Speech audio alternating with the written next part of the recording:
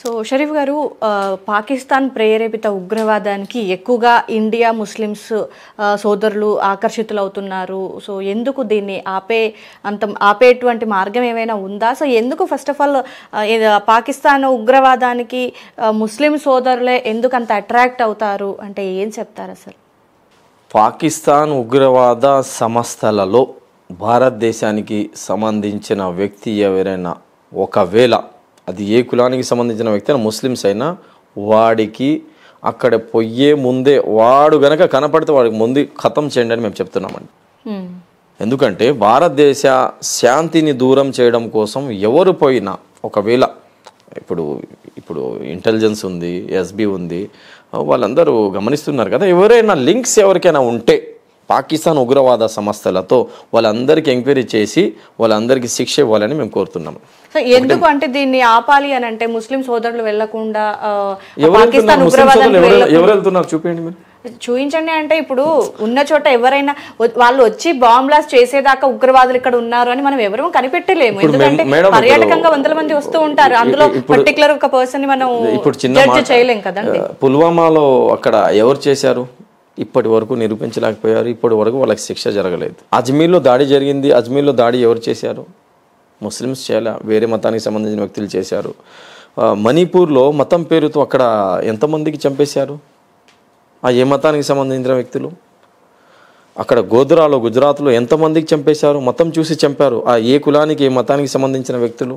అంటే వీటన్నిటి ఈ దాడుల్లో ముస్లిం సోదరులు లేరు అంటారా? లేరండి, ఖచ్చితంగా లేరు, 100% లేరు. గుజరాత్లో గోధరాలో ముస్లిం సమాజానికి, ముస్లిం పిల్లలకు, ముస్లిం అమ్మాయిలకు, కడుపులో బిడ్డలున్న లేడీస్లకు కూడా రోడ్ పైన తీసుకొచ్చి కొట్టేశారు కదండి. మణిపూర్లో ఎంతమందికి చంపేశారు? మణిపూర్లో చంపేసే వాళ్ళు ఎవరు? ముస్లిమ్సా? కాదు కదా.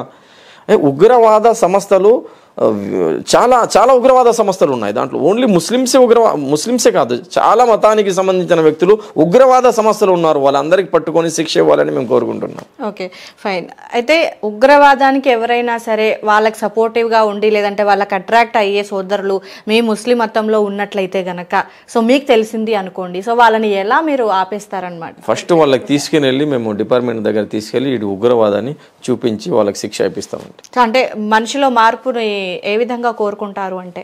మీరున్నారండి, మీ ఏరియాలో ఎంతమంది ముస్లిమ్స్ ఉన్నారు? మీ ఇంటి దగ్గర చుట్టుపక్కల చాలా మంది ముస్లిమ్స్ ఉన్నారు కదా. ఎవరైనా మిమ్మల్ని ఎప్పుడైనా తిట్టాడా? ఎవరైనా కొట్టాడా? అరే మీరు హిందూ కదా, మీరు బొట్టు పెట్టుకుంటున్నారు, మీరు గుడికి వెళ్తున్నారు, ఎవరైనా ఎప్పుడైనా మీకు ఏమైనా అన్నారా? లేదు కదా. ఏ వ్యక్తి కూడా ఇక్కడ ఏ కులానికి మతానికి సంబంధించిన వ్యక్తితో లకుం దీనుకుం వలియ దీన్, నా దీనిపైన నేను నడుస్తాను, నా నమాజ్ నేను చదువుకుంటాను, మీ పూజతో నాకు అభ్యంతరం లేదు. అలాగా భారతదేశానికి సంబంధించిన వ్యక్తులు ఉగ్రవాదం అనేది లేదండి, వేస్ట్ మాటలు. సో మీ ముస్లిమ్స్లో ఎక్కువగా వినిపించేది షరీఫ్ గారు జిహాద్ అనేది అంటూ ఉంటారు కదా. సో జిహాద్ అంటే ఏంటి? ఖురాన్లో అసలు ఏముంది? మహమ్మద్ ప్రవక్త ఏం చెప్పారు? అంటే ఇతర మతస్థులని ద్వేషించమని లేదంటే ఇతర మతస్థులని చంపమని ఖురాన్లో ఏమైనా ఉందా? ఖురాన్ అలా చెప్తుందంటారా? అసలు చిన్న మాట మేడం, ఇప్పుడు ఇక్కడ బ్రదర్ కూడా హిందూ సమాజానికి సంబంధించిన వ్యక్తి, మీరు కూడా హిందూ, అతను కూడా హిందూ. ఎప్పుడైనా ఏ ముస్లిం అయినా మీకు చంపడానికి వచ్చాడా? మీకు ఇబ్బంది కలిగించాడా? మీ పర్సనల్ జనరల్గా మీ చుట్టుపక్కల ఉండే ముస్లిమ్స్ ఎప్పుడైనా మీతో ఇలాంటి వ్యవహారం చూపించాడా? లేదు కదా. నేనైతే ఫేస్ చేయలేదు కదా. అలాగే ఏ ముస్లిం కూడా జిహాద్ అంటే కత్తి తీసుకొని పొడవడం జిహాద్ కాదండి. జిహాద్ అంటే ప్రవక్త ముహమ్మద్ సల్లల్లాహు అలైహి వసల్లం వారి దగ్గరికి ఒక మనిషి వస్తాడు, అడుగుతాడు, ఓ ముహమ్మద్ ప్రవక్త జిహాద్ అంటే ఏంటి? నేను జిహాద్ చేయాలనుకుంటున్నా. ప్రవక్త గారు మీ అమ్మా నాన్న ఉన్నారా? ఉన్నారు నా అమ్మా నాన్న. మీ అమ్మా నాన్నకు సేవ చెయ్యి, మీ తల్లిదండ్రులకు నువ్వు సేవ చెయ్యి, వాళ్లకు అవసరమైన వస్తువులు తెచ్చి వాళ్లకు కాళ్ళు నొక్కు, వాళ్లకు సేవ చెయ్యి, వాళ్లకు మంచిగా చూసుకో, ఇదే జిహాద్ అని ప్రవక్త ముహమ్మద్ సల్లల్లాహు అలైహి వసల్లం వారు చెప్పారు. జనరల్గా జిహాద్ అంటే మేము స్పష్టంగా చెప్తున్నా, మీరు కూడా జిహాద్ చేస్తున్నారండి. ఎలాగంటే సమాజానికి చెడు నుంచి మంచి వరకు తీసుకొచ్చే ప్రయత్నం ఎవరైతే చేస్తున్నారో వాళ్ళందరూ జిహాద్ చేస్తున్నారు. చెడు నుంచి మనిషిని కాపాడడం కూడా జిహాదే. ఆదిల్ హుసేన్ షా ఏదైతే కశ్మీర్లో చేశాడో, ఉగ్రవాదులతో పోరాడి అక్కడ ఉండే జనాల్ని, మన భారతదేశ బిడ్డల్ని కాపాడడం కోసం ప్రాణాలు తెగించాడో, దీన్ని జిహాద్ అంటారండి. ఇప్పుడు జిహాద్ అంటే నెగిటివ్గా కాదా? లేదండి, 100%. నేను ఇంకా స్పష్టంగా చెప్తాను వినండి. ఎవరైనా మా ఏరియాలో హిందువులకైనా క్రైస్తవులకైనా సిక్కులకైనా ఏ మతానికి సంబంధించిన వ్యక్తులకైనా ఏ కులానికి సంబంధించిన వ్యక్తులపైనైనా దౌర్జన్యం చేస్తుంటే, వాళ్ళకి కొడుతుంటే, వాళ్ళకి ఇబ్బంది కలిగిస్తుంటే, వాళ్ళ అక్కడ ఉండే మన హిందూ సోదరులకు, క్రైస్తవ సోదరులకు, దళిత సోదరులకు, వేరే కులానికి సంబంధించిన వ్యక్తులకైనా ఏ కులానికి ఏ మతానికి సంబంధించిన వ్యక్తులకైనా వాళ్లకు ఆ ఇబ్బంది నుంచి కాపాడడం కోసం పోరాటం ఏదైతే చేస్తామో ఆ పోరాటానికి జిహాద్ అంటాము. అలాగే బ్రిటిష్ వాళ్ళు భారతదేశానికి కబ్జా చేయడానికి ఏదైతే వచ్చారో ఆ బ్రిటిష్ వాళ్ళతో పోరాడడం కోసం ఏదైతే మేము నినాదం ఇచ్చామో, బ్రిటిష్ వాళ్ళతో ఏదైతే మేము పోరాడి మన భారతదేశానికి మేము కాపాడుకున్నామో దాన్ని జిహాద్ అంటారండి. ఇప్పుడు మీ ఇంటికి ఎవరైనా వస్తారండి, మీకు కొట్టడానికైనా మీ ఇంట్లో ఏమైనా వస్తువులు తీసుకెళ్ళడానికి మీకు ఇబ్బంది కలిగించడానికి మీరేం చేస్తారు, మీ హస్బెండ్ ఏం చేస్తారు, మీ ఇంట్లో ఉన్న వాళ్ళతో డిఫెన్స్ చేస్తారు కదా, పోరాడతారు కదా. మీ దగ్గర ఎంత శక్తి ఉందో అంత శక్తితో వాళ్ళకి పోరాడతారు, వాళ్ళకి కొడతారు. వాళ్ళు మీకు కొట్టడానికి వస్తే మీరు డిఫెన్స్ ఏదైతే చేస్తారో ఈ డిఫెన్స్ చేయడానికి జిహాద్ అంటారు. మరి ఎందుకు జిహాద్ అంటే చాలా నెగిటివ్ వేలో బయట మనకి కనిపిస్తుంది? జిహాద్ అనగానే లైక్ మనం చాలా వింటుంటాం, జిహాద్ అనగానే మతం మార్చుకోవడమో లేకపోతే లవ్ జిహాద్ అని ఒకటి వినిపిస్తుంది. ఎందుకు బయట స్ప్రెడ్డింగ్ మాత్రం చాలా నెగిటివ్లో అవుతుంది? మీరు చెప్పేది క్వైట్ ఆపోజిట్గా ఉంది. ఎందుకంటే ఇప్పుడు ఇస్లాంకి బస్టు పట్టించడానికి, ముస్లింలకు బస్టు పట్టించడానికి గోధీ మీడియా చేస్తున్న పని అండి ఇది.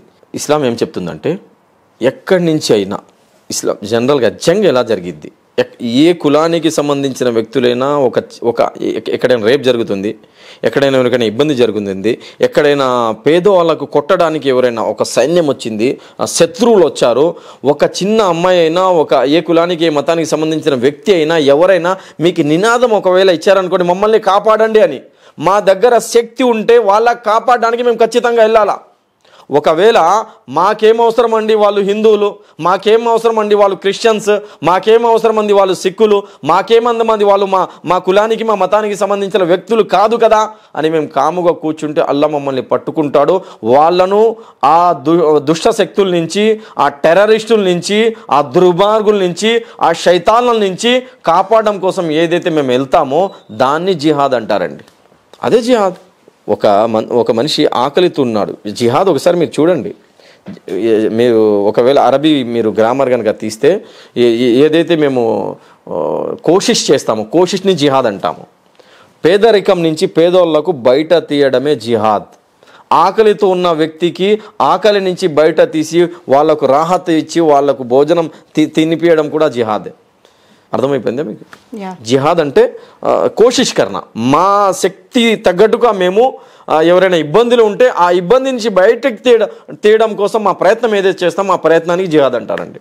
అలాగే నా లోపల శైతాన్ చెడు ఆలోచనలు చేస్తాడు, అది ఈ చెడు పని చేయి, ఇక్కడ వాళ్ళ ప్లాట్లు కబ్జా చేసుకో, ఆ మనిషికి నష్టం చేయి అని మా లోపల ఏదైతే ఈ ఆలోచనలు వస్తాయో ఈ ఆలోచనని ఖతం చేయడం కూడా జిహాద్ అండి. సో మౌలానా గారు, వేరే మతస్థుల గురించి లేదంటే ప్రవక్త గారు కానీ ఖురాన్ కానీ వేరే మతస్థులను ద్వేషించమని కానీ లేదంటే చంపేయమని కానీ అసలు ఇతర మతస్థుల గురించి ఈ ఖురాన్లో ఏముంటుంది అసలు? ప్రవక్త గారు ఏం చెప్పారంటే, నువ్వు నీ చేతితో, నీ మాటలతో, నీ పనులతో, నీ వ్యవహారంతో నీ పక్కన ఉన్న ఏ కులానికి సంబంధించిన వ్యక్తులైనా ఏ మతానికి సంబంధించిన వ్యక్తికైనా ఇబ్బంది కలిగితే నువ్వు విశ్వాసి కాలేవు, ముస్లిం కాలేవు, మోమిన్ కాలేవు అని ప్రవక్త ముహమ్మద్ సల్లల్లాహు అలైహి వసల్లం వారు స్పష్టంగా చెప్పేశారు.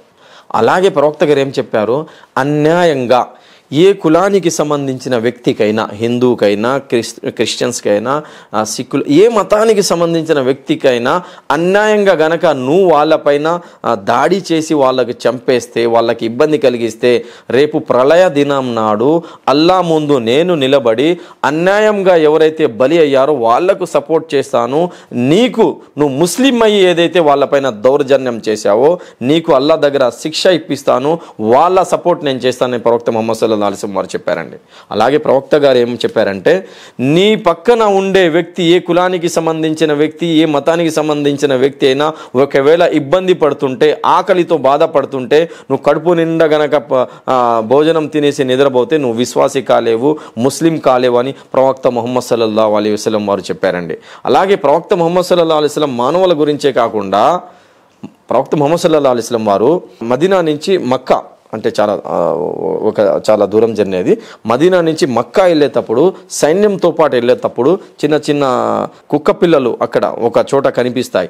ప్రవక్త ముహమ్మద్ సల్లల్లాహు అలైహి వసల్లం వారు సైన్యానికి ఆపేసి, వాళ్ళ శిష్యులు ఎవరైతే ఉన్నారో అందరికీ ఆపి చెప్తారు, ఈ కుక్క పిల్లలు ఉన్నాయి, జాగ్రత్తగా వెళ్ళండి. మీరు ఈ జర్నీలో ఫాస్ట్లో ఏదైతే వెళ్తున్నారో మీ జంతువు యొక్క గుర్రాల పైన కొంతమంది ఊంట్కి ఏమంటారు తెలుగులో, ఒంటెల పైన కొంతమంది వెళ్తున్నారు. మీ ద్వారా ఆ కుక్క పిల్ల గనక ఇబ్బంది కలిగితే దేవుడు మీకు అడుగుతాడు, మా తరఫు నుండి కుక్క పిల్లలకు కూడా ఇబ్బంది కలగకూడదు అని ప్రవక్త ముహమ్మద్ సల్లల్లాహు అలైహి వసల్లం అక్కడ ఆపి, వాళ్ళందరూ పోయిన తర్వాత ముహమ్మద్ సల్లల్లాహు అలైహి వసల్లం వారు అక్కడి నుంచి పోతారు. అలాగే ప్రవక్త ముహమ్మద్ సల్లల్లాహు అలైహి వసల్లం ఏం చెప్పారంటే, మీరు గనక జర్నీలో వెళ్ళేటప్పుడు మీకు పాస్ ఒకవేళ వస్తే, అవసరం పడితే, మీరు టాయిలెట్కి వెళ్ళాలనుకుంటే ఎక్కడైతే చెట్టులు ఉంటాయో, చిన్న చిన్న పుట్టలు ఉంటాయో, చిన్న చిన్న చీమలు ఉంటాయో గమనించండి. మీరు అక్కడ టాయిలెట్కి వెళ్ళిన వల్ల, అక్కడ పాస్ వేసిన వల్ల అక్కడ ఉండే చీమలకు ఇబ్బంది కలగకూడదు. చీమలు గనక ఇబ్బంది పడితే ఆ అల్లాహ్ మీతో నారాజ్ అయిపోతాడని ప్రవక్త ముహమ్మద్ సల్లల్లాహు అలైహి వసల్లం వారు ఆ చీమల గురించి కూడా ఆలోచించిన వ్యక్తి అండి. అతను పూర్తి జీవితంలో ఏ మనిషికి కూడా, ఏ కులానికి, ఏ మతానికి సంబంధించిన వ్యక్తి కూడా ముహమ్మద్ సల్లల్లాహు అలైహి వసల్లం వారు ఇబ్బంది కలిగించలేదు. అలాగే ఇస్లాం కూడా ఇదే చెప్తుంది, మీ పక్క ఏ మతానికి, ఏ కులానికి సంబంధించిన వ్యక్తి అయినా ప్రేమతో ఉండండి, ఆకలితో ఉన్న వాళ్ళకి ఆదుకోండి. ఇది కరోనాలో మీరు చూసి ఉంటారండి. కరోనాలో లక్షలాది మంది రోడ్లపైన వస్తే వాళ్ళందరికీ ఆదుకున్న వ్యక్తుల్లో ముస్లిం సమాజం చాలా ఎక్కువ ఈ పని చేసింది. ముస్లిం సమాజం మీరు యూట్యూబ్లో చూడండి, చాలామంది మత గురువులు, హిందూ సమాజానికి సంబంధించిన పెద్ద పెద్ద పూజారులు కూడా స్టేట్మెంట్ ఇచ్చారు. స్వామి విజయశంకర్ గారు నా గురించి కూడా యూట్యూబ్లో వీడియో పెట్టున్నారు, ఇప్పుడు కూడా ఆ వీడియో ఉంది. ఒక ముస్లిం సమాజానికి సంబంధించిన వ్యక్తి ఎంతోమంది హిందూ సోదరుల అంత్యక్రియలు చేశారు. వాళ్ళ మతానికి సంబంధించిన ఏదైతే కార్యక్రమాలు అన్నీ మేం చేశామండి. ఇస్లాం ఇదే చెప్తుంది, ఏ మతానికి, ఏ కులానికి సంబంధించిన వ్యక్తి అయినా ఆపదలో ఉంటే ఆదుకోండి. ఇస్లాం ఎవరికి కూడా ఇబ్బంది కలిగించే మాటలు కూడా, ఇబ్బంది కలిగించే పనులు కూడా దీనికి ఇస్లాం పర్మిషన్ ఇవ్వదండి. సో షరీఫ్ గారు, సో పహల్గామ్ ఇన్సిడెంట్కి సంబంధించి సో మీ దగ్గర నుంచి యాజ్ ఏ ఇస్లామిక్ స్కాలర్గా so some points we got it అనమాట. సో మాతృ వీక్షకులకు కూడా తెలియాలి అనేసి ఇంటర్వ్యూ ప్లాన్ చేశాను. సో చాలా విషయాలు మనతో షేర్ చేసుకున్నారు. Thank you so much. అల్లా సుబ్హానహు వ తఆలా, దేవుడు, గాడ్, సృష్టికర్త అయిన దైవం ఎవరైతే అక్కడ గాయాలు ఎవరికైతే తగిలాయో వాళ్ళందరికీ ఆరోగ్యం ఇవ్వాలని, అలాగే సృష్టికర్త అయిన దైవం ఎవరైతే మృతి చెందారో వాళ్ళ పిల్లలకు, వాళ్ళ అమ్మా నాన్నకు, వాళ్ళ వైఫ్, వాళ్ళ ఫ్యామిలీ మెంబర్స్కి దేవుడు, సృష్టికర్త అయిన దైవం సహనం ఇవ్వాలని మేము అందరం ప్రార్థన చేస్తున్నామండి. Thank you so much. Thank you so much.